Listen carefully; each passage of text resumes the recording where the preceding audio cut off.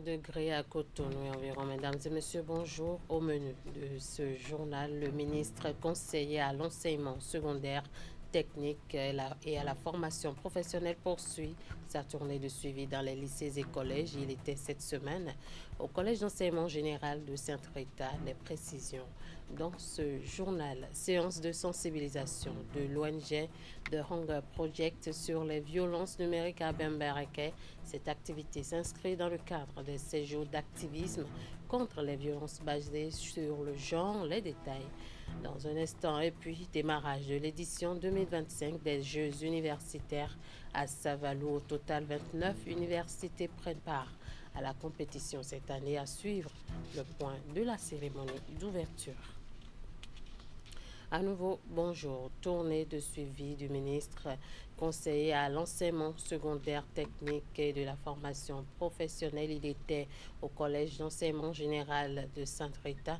SPD Wessou a rendu visite aux enseignants de mathématiques, de physique, chimie et technologie en séance de renforcement de capacité dans ce centre. L'objectif est de constater le déroulement de la formation initiée par le gouvernement à leur endroit et recueillir les doléances de ces derniers. C'est une satisfaction notée par le ministre conseiller au terme de sa visite. Compte rendu, Florence Bossa, Rachidi Soubero.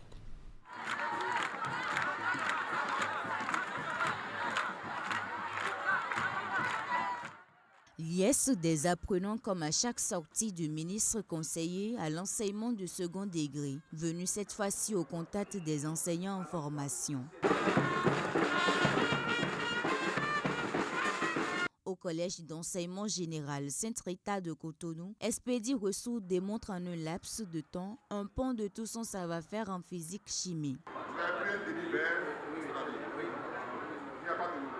Vous avez pris ça comme ça. Cet échange s'inscrit dans le cadre d'une tournée qu'il a entamée pour le suivi pédagogique et l'appui à la formation des enseignants de mathématiques, de physique, chimie et de technologie. J'ai trouvé ce matin ici des enseignants décidés à embrasser ce chantier important pour que ces sciences-là soient plus promues et que plus d'apprenants s'inscrivent dans les terminales C.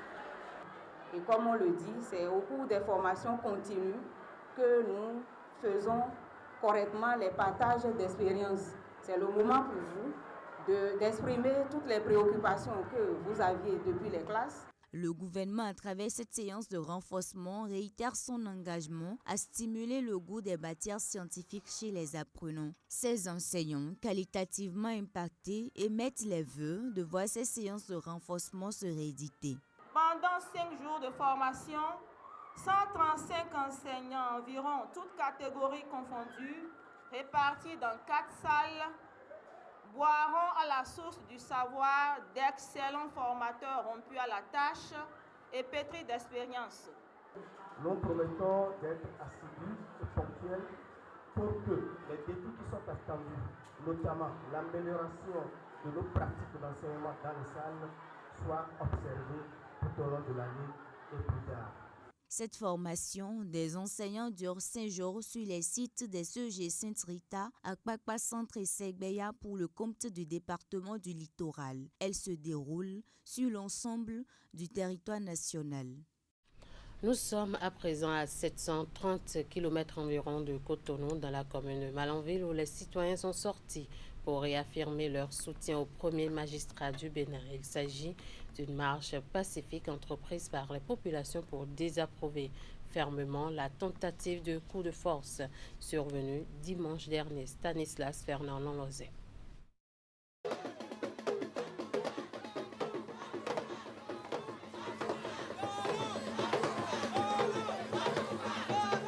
Marée humaine dans les rues de la commune de Malanville ce jeudi 11 décembre 2025 dans la matinée. Venus de tous les arrondissements, militants FCBE et UP Le Renouveau ont marché sur plusieurs kilomètres dans les différentes artères, réaffirmer leur attachement au chef de l'État Patrice Talon et aux forces de défense et de sécurité suite à la tentative de coup d'État manqué le dimanche 7 décembre 2025. Plus jamais le coup d'État au Bénin.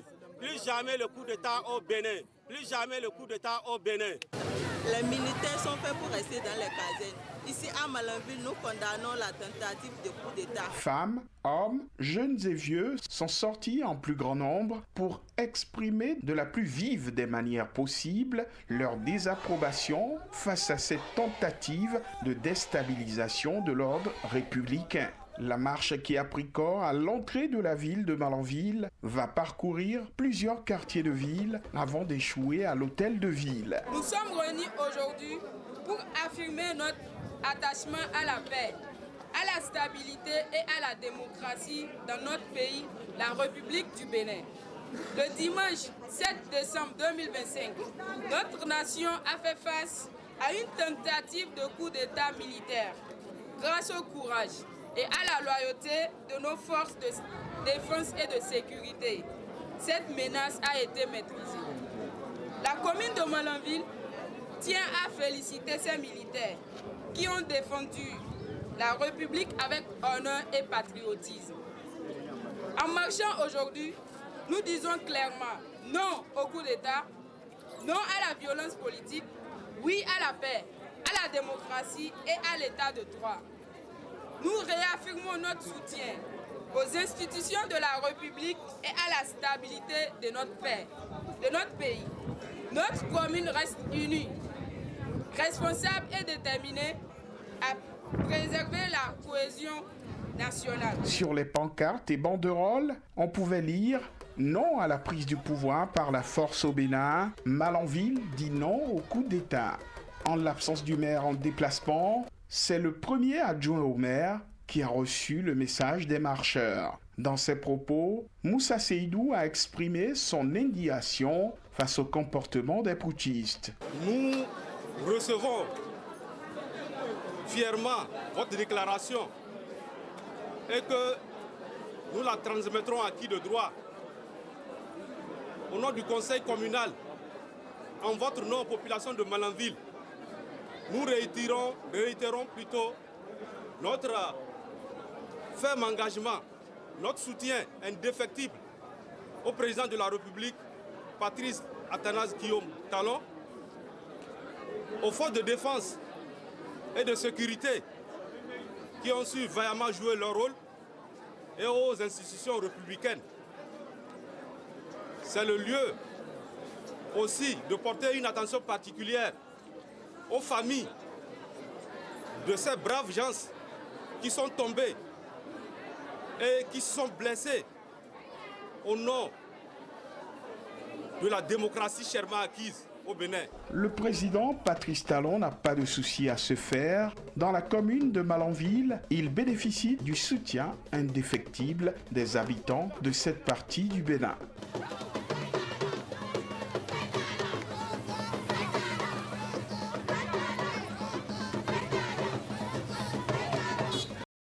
Les populations de la 8e circonscription électorale constituée des communes de Parakou, Tchaourou, Pereira et Ndali ne sont pas du reste. Elles condamnent la tentative de déstabilisation et apportent le soutien au président Patrice Talon. Ceci à travers une grande marche organisée ce vendredi à travers les artères de la ville de Parakou. Le point avec Jacques Degbé et Socrate Adantoli. Unis comme un peuple, debout pour la République, les manifestants sont venus de différentes localités de la 8e circonscription électorale pour cette marche pacifique. Dans les discours comme sur les pancartes, le message est clair, limpide et sans embâche. Plus jamais ça au Bénin. Nous voulons un Bénin stable, uni et résolument tourné vers l'avenir. Un Bénin où les divergences se règlent par le dialogue. Un Bénin où personne n'impose la peur. Un Bénin où les institutions demeurent le socle incontournable de notre vie collective. Que chacun reparte d'ici avec une mission, défendre la paix. Ce qu'on a vécu ou on a entendu le dimanche passé, pour nous, ça ne doit plus exister au Bénin. Quiconque aime son pays. Si tu n'aimes pas ta république, pourquoi vivre dans cette république?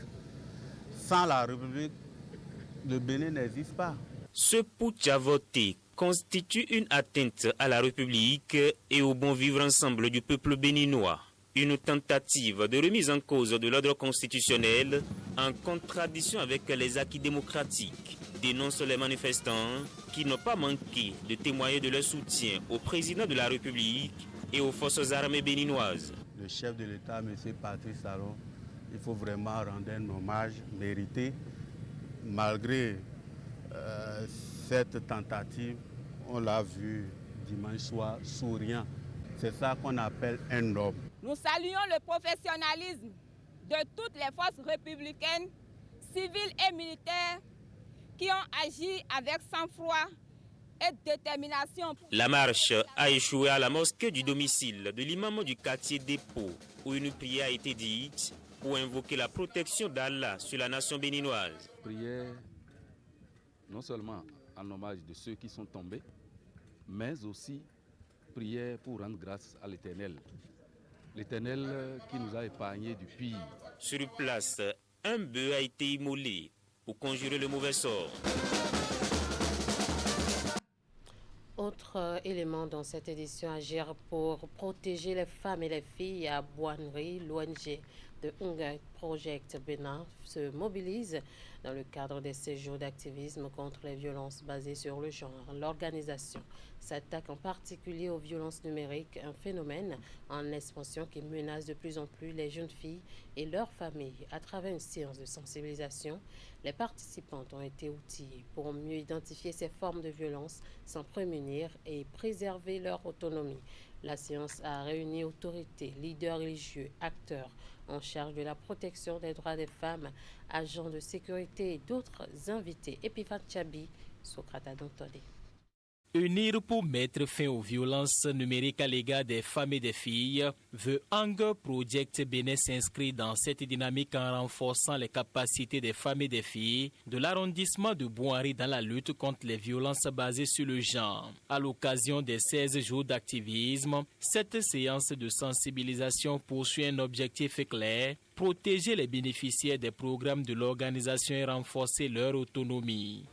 Hunger Project Bénin, dans cette dynamique, vise à créer un environnement propice pour la promotion de l'égalité des genres et de l'autonomisation des femmes. Hunger Project base ses actions essentiellement sur la femme en tant qu'actrice importante dans le développement. Et pour aller vers ce développement, il faudrait que les femmes se sentent à l'aise dans un cadre sans violence, où elles peuvent exprimer simplement leur voix afin de pouvoir réellement saisir les opportunités qui s'offrent à elles. Au cours de cette rencontre, les participants ont été édifiés sur les dangers liés aux violences basées sur le genre, notamment sous leur forme numérique. Les échanges interactifs ont permis de lever le voile sur des réalités souvent tues, favorisant une meilleure compréhension des risques et des moyens de prévention. La communauté qui doit nous aider à identifier les auteurs et les victimes de ces violences en les dénonçant, pour que les autorités en charge puissent accomplir leur tâche à travers la prise en charge des victimes. Je dois expliquer et dire qu'au niveau du guichet unique social de Bembereke, nous faisons déjà assez. Pendant cette formation, j'ai appris beaucoup de choses que si je vois, je peux aller signaler. Si tu veux aller signaler, tu ne vas pas te présenter là-bas. Tu fais ça genre en cassette quoi. Je voudrais au nom de toute la population de Boinerie remercier l'épicentre de Boinerie pour leur contribution pour la réussite de cet événement. Cette mobilisation locale s'inscrit pleinement dans le mouvement mondial visant à dire stop à toutes les formes de violence faites aux femmes et aux filles. Le Fonds africain de garantie et de coopération économique, FAGAS, ouvre ses portes à une délégation du Parlement panafricain de l'Union africaine. Il s'agit des membres du Comité des affaires monétaires et financières. Plus qu'une visite, la rencontre qui s'est déroulée mercredi dernier a pour objectif de discuter de sujets d'intérêt commun pour le continent. Elle s'inscrit également dans le cadre d'un futur partenariat stratégique et gagnant-gagnant entre le Parlement panafricain et le FAGAS. Voici le compte rendu de Ouliat Sanoussi et Moufid Sabour. Une rencontre entre le Comité des affaires monétaires et financières du Parlement panafricain PAP et la Direction générale du Fonds africain de garantie et de coopération économique FAGAS. Elle marque le point de départ d'un partenariat stratégique futur entre les deux institutions. Aujourd'hui, le Parlement panafricain travaille dans l'harmonisation des politiques publiques, dans les mesures, dans les programmes, mais aussi travaille à la prise en compte des préoccupations et des aspirations des populations africaines. Et c'est en ce sens que nous, en ce qui nous concerne, toutes les questions liées à l'économie et au développement de la finance en Afrique nous intéressent et nous concernent. Et c'est pourquoi nous sommes là avec vous. Nous avons beaucoup d'ambition, développer davantage le partenariat avec les structures que vous êtes, mais aussi essayer de voir comment on peut faire un travail dans lequel il y aura du win-win, c'est-à-dire un partenariat gagnant-gagnant. C'est une fierté pour le directeur général de FAGAS d'accueillir cette délégation du Comité des affaires monétaires et financières au regard de l'intérêt que le Parlement panafricain accorde aux mécanismes de financement et de garantie qui sont des éléments vitaux pour la croissance du continent africain. Nous sommes dans notre logique de concertation, de travailler ensemble pour l'intérêt du développement accéléré du continent ainsi que de la prospérité partagée pour les populations africaines. Je salue cette visite en ma qualité de directeur général qui est une première dans l'histoire du FAGAS et nous avons le devoir de redevabilité vers le Parlement africain. C'est à travers les ressources publiques des États africains que le FAGAS fonctionne. Donc le FAGAS ouvre ses portes au Parlement africain de venir l'évaluer, de le conseiller, de regarder ce que nous faisons pour l'intérêt du continent.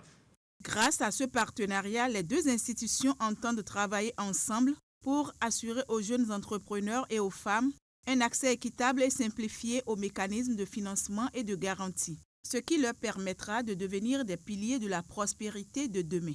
Geste de reconnaissance, je voudrais au nom de la Commission des affaires... La présidente du comité a saisi l'occasion pour remettre officiellement au directeur général du FAGAS le règlement intérieur de l'institution, le guide qui leur permet de travailler et de s'auto-évaluer.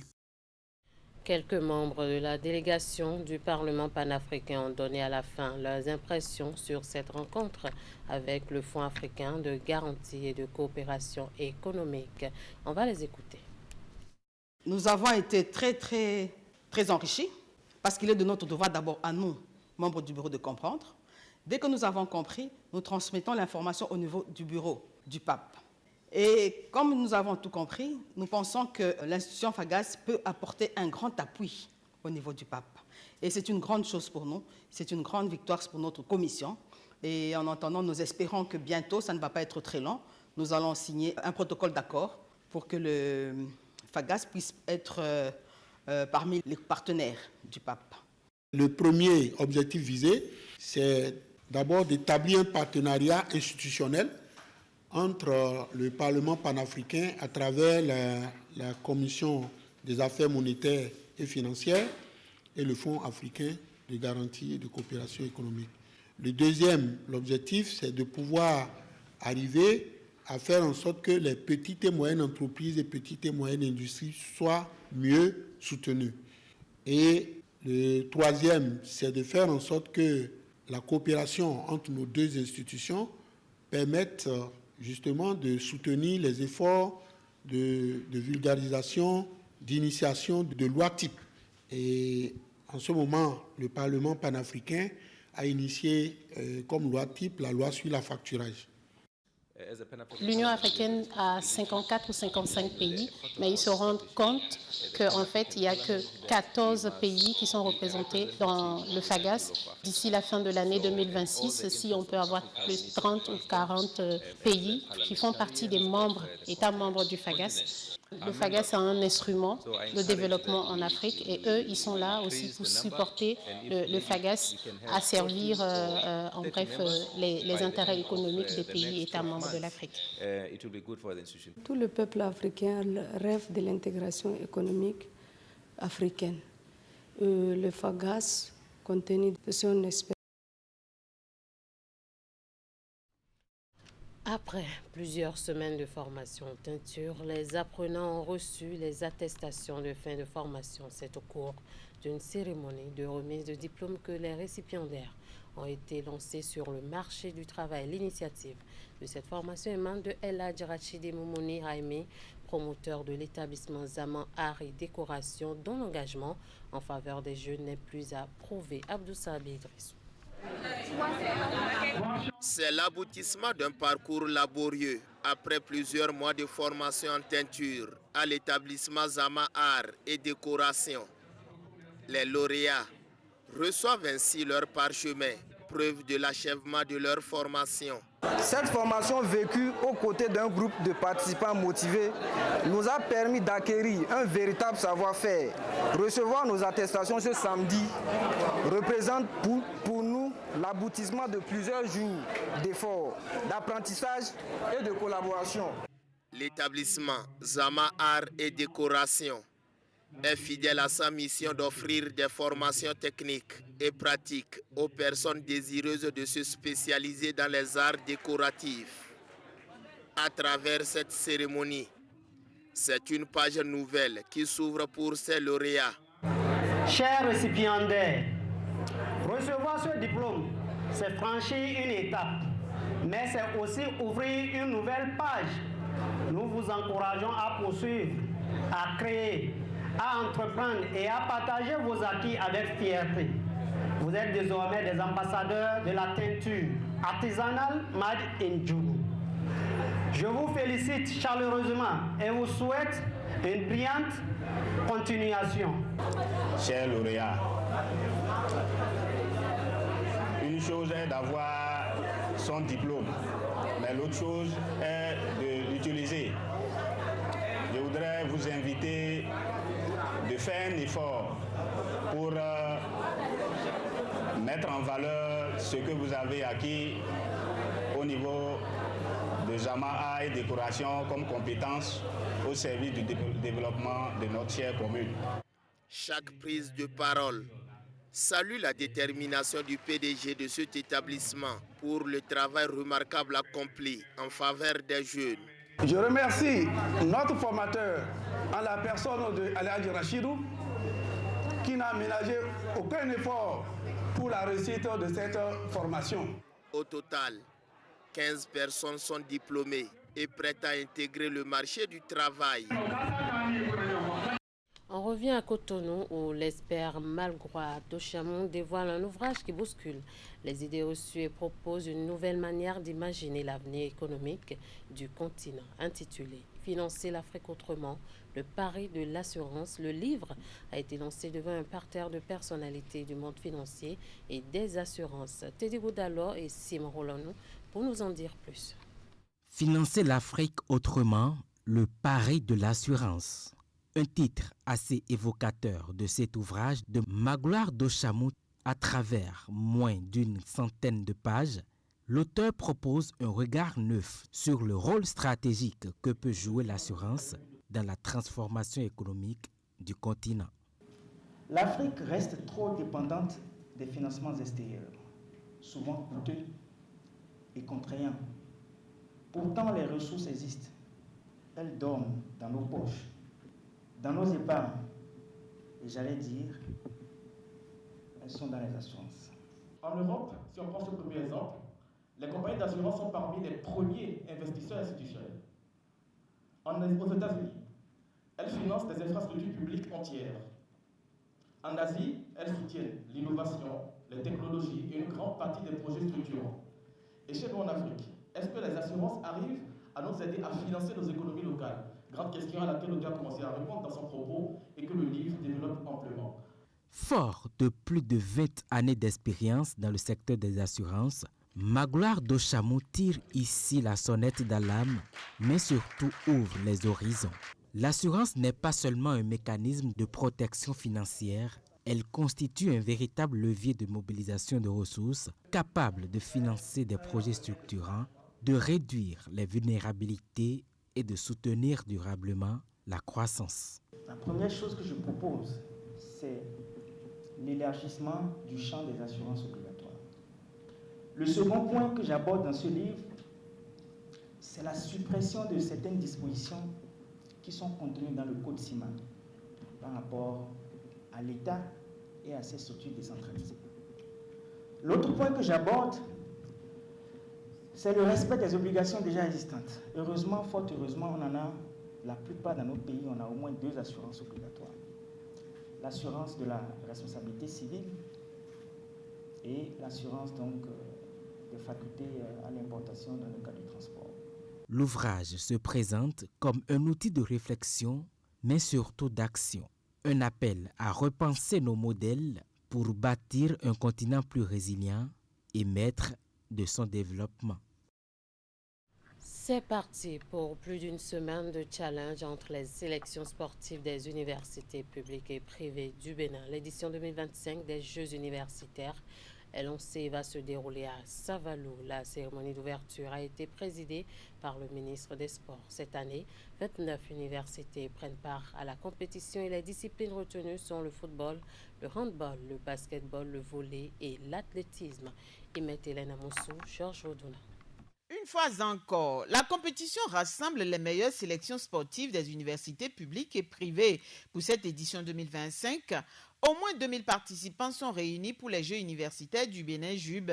Pendant 8 jours à Savalou, 670 athlètes, dont 30 en situation de handicap, vont challenger dans les disciplines comme le football, handball, basket, volley et l'athlétisme. Oui, nous sommes ici à Savalou. L'intensité des compétitions, la fraternité sportive et la valorisation de l'excellence est la chose la mieux partagée au niveau du ministère des Sports. Au nom du comité d'organisation, je voudrais formuler le vœu que cette 12e édition soit une réussite éclatante. Chers étudiants, vous qui êtes là aujourd'hui pour le sport, je vous souhaite du fair play et une bonne retrouvaille.